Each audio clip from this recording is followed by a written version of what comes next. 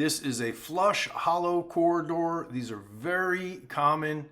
And as the name implies, this is a hollow door.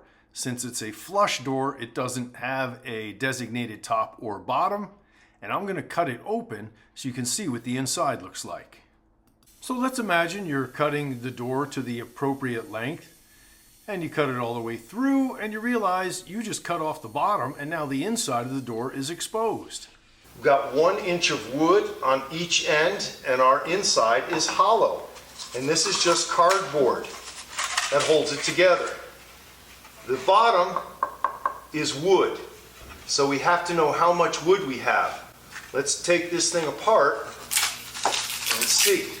See, we've got 1 inch of wood, same as the sides. Now, if you cut an interior door like this, you don't necessarily have to fix it.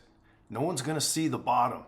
But if it rubs against carpet or gets moved around quite a bit, these things can start to separate. So I always like to just cut off that bottom piece, pull the skin off, open up the bottom of the door, glue that piece of wood up there, and stick it right back inside the door. And it's just like it was when you got it. Tap it in there, clean up all the glue, and then you can even put a clamp on it. And you only have to, with good carpenter's glue, you only have to clamp these for about 20 minutes, 30 minutes.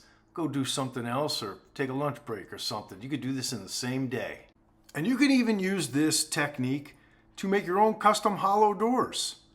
I had a client who needed a 26-inch wide bathroom door. Of course, they only come in 24s and 28s. So I took a 28-inch wide door, cut 2 inches off of the whole length of it. And then I just pulled that piece of wood out, pulled the skin off, stuck it back in, and glued it. Now, I did that the day before, but I turned a 28-inch door into a 26-inch door. And one last note while we have this door open. Look at the side. Notice that piece of wood is only about 1 inch thick. If you're putting your hinges into that, and the screws get stripped, the holes get too big, you can't just put in a longer screw because obviously it's not going to hit anything.